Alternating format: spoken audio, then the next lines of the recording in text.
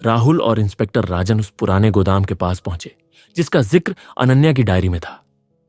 गोदाम शहर के बाहरी इलाके में स्थित था, जहां आसपास सिर्फ जंगल और खाली सड़कें थीं।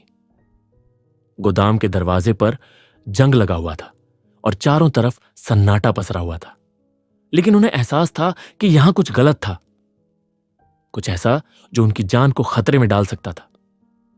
गोदाम के अंदर घुसते ही उन्होंने देखा कि वहां पुराने बक्से, टूटे हुए फर्नीचर और धूल से ढके सामान पड़े हुए थे।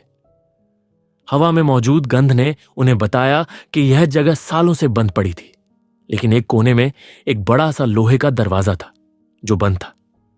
राहुल ने उसे खोलने की कोशिश की, लेकिन वहां ताला लगा हुआ था। तभी राजन की नजर एक पुराने टेबल पर पड़ी। उस पर एक फाइल रखी हुई थी जिस पर लिखा था प्रोजेक्ट ब्लैक शैडो। फाइल को खोलते ही उन्हें पता चला कि यह एक गुप्त प्रोजेक्ट था जिसमें विक्रम सेठ और कुछ बड़े अधिकारी शामिल थे। इस प्रोजेक्ट के तहत वे अवैध हथियारों की तस्करी कर रहे थे और रेखा को इसके बारे में पता चल गया था। फाइल में कई दस्तावेज थे जिनमें हथियारों की सप्लाई चेन, गुप्त मीटिंग्स के विवरण और कुछ नाम शामिल थे। लेकिन सबसे चौंकाने वाली बात यह थी कि इस प्रोजेक्ट में अनन्या के पिता, जो एक ईमानदार पुलिस अधिकारी थे, का नाम भी जुड़ा हुआ था। क्या अनन्या के पिता भी इस साजिश का हिस्सा थे या उन्हें मजबूर किया गया था? राहुल ने फाइल को पलटते हुए कहा,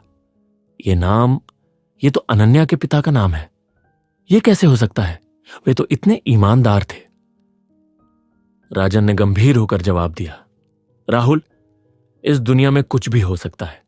हो सकता है कि उन्हें मजबूर किया गया हो या फिर उन्हें धोखा दिया गया हो, लेकिन अब भी हमें इस फाइल को सुरक्षित जगह पर रखना होगा। यह सबूत बहुत कीमती है। तभी राहुल की नजर एक पुराने फोटो पर पड़ी जो फाइल से नीचे गिर गया था। फोटो में विक्रम सेठ, अनन्या के पिता और कुछ अन्य लोग एक साथ खड़े थे।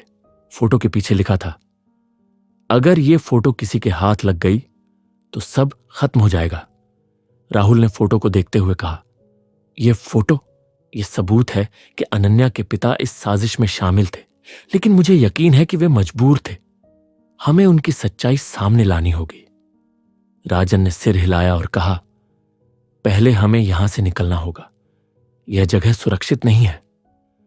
लेकिन जैसे ही वे गोदाम से बाहर निकलने वाले थे, उन्होंने कदमों की आवाज सुनी। कोई उनके पीछे था और वह कोई अकेला नहीं था। राहुल और राजन ने छिपने की कोशिश की, लेकिन उन्हें एहसास हुआ कि वे गिर चुके हैं। तभी एक आवाज गूंजी, तुम लोगों को यहां आने की इजाजत किसने दी? यह जगह तुम्हारे लिए नहीं है। राहुल ने पीछे मुड़कर देखा तो वहां 3 लोग खड़े थे जिनके हाथों में हथियार थे। उनकी आंखों में गुस्सा और खतरा साफ झलक रहा था। राजन ने धीरे से राहुल से कहा, तैयार रहो, हमें यहां से निकलना होगा। तो दोस्तों, यह था खूनी राज का 3रा एपिसोड। अगले एपिसोड में जानिए क्या होता है जब राहुल और राजन उन अज्ञात लोगों का सामना करते हैं और कैसे वे इस साजिश की तह तक पहुंचने की कोशिश करते हैं। क्योंकि यह सिर्फ एक गोदाम का राज नहीं है, यह एक ऐसा सच है जो देवगढ़ की नींव हिला देगा।